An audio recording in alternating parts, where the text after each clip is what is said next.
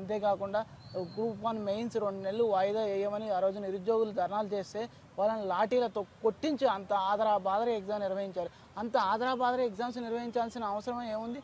మీ ప్రభుత్వం 5 ఏళ్ళు అధికారంలో ఉంటుంది. 5 ఏళ్లలో మీరు ఎగ్జామ్స్ నిర్వహించలేరా? 2 నెలలు వాయిదా వేస్తే మీ ప్రభుత్వం కూలిపోతుందా?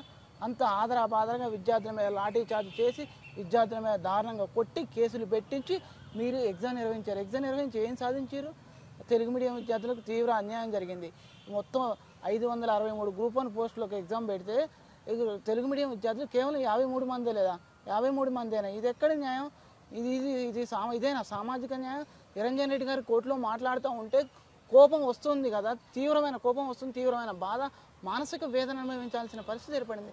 తెలుగు మీడియం విద్యార్థులు సామాజికంగా, ఆర్థికంగా, విద్యాపరంగా వెనకబడి ఉన్నారని ఆ రోజు నిరంజన్ రెడ్డి గారు మాట్లాడుతూ ఉన్నారు. అది నిరంజన్ రెడ్డి గారు ఇంగ్లీష్ మీడియం వాళ్ళు సామాజికంగా, ఆర్థికంగా, విద్యాపరంగా ముందుంటారు కాబట్టి వాళ్ళు గ్రూప్ 1 కొట్టుకోగలిగారు అంటున్నారు. సామాజికంగా, విద్యాపరంగా మేము గ్రామీణ ప్రాంతంలోనే చదువుకున్నాము, విద్యాపరంగా మేము తీవ్రంగా వెనకబడ్డామని చెప్తున్నాం కదా. వెనకబడ్డాం కాబట్టి మేము తెలుగు మీడియం చదువుకున్నాం, తెలుగు మీడియంలో చదువుకున్నామని మాకు గ్రూప్ 1 రాసాము. గ్రూప్ 1 రాసినప్పుడు రెండింటికి సమానంగా ఇవ్వాలి కదా. ఇంగ్లీష్ మీడియం ప్రొఫెసర్లతో తెలుగు మీడియం ఆన్సర్ షీట్ ఎలా దిద్దిస్తారు? ఇది చాలా తీవ్రం కదా, తీవ్రమైన అన్యాయం కదా. ఇది మేము తీవ్రంగా ఖండిస్తూ ఉన్నాం. అంతేకాకుండా గ్రూప్ 1లో రాసిన దానికన్నా ఎక్స్ట్రా నెంబర్స్ ఎలా వస్తారు?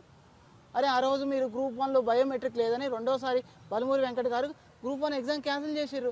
క్యాన్సిల్ చేసినప్పుడు గ్రూప్ 1 క్యాన్సిల్ చేసి మళ్ళీ రీ ఎగ్జామ్ మీరు కండక్ట్ చేశారు. అదే గ్రూప్ 1 మెయిన్స్లో మీరు బయోమెట్రిక్ పెట్టలేదు. ఇది ఎక్కడ న్యాయం?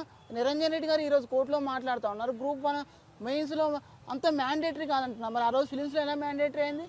ఈ రాసిన దానికన్నా ఎక్కువ నెంబర్స్ ఎలా వస్తారు? మీరు యాడ్ చేస్తేనే ఆ నెంబర్స్ వచ్చారా? ఎక్కువ నెంబర్స్ వచ్చిన వాళ్ళ పేర్లు కూడా బయట పెట్టాలని మీ ద్వారా విజ్ఞప్తి చేస్తున్నా.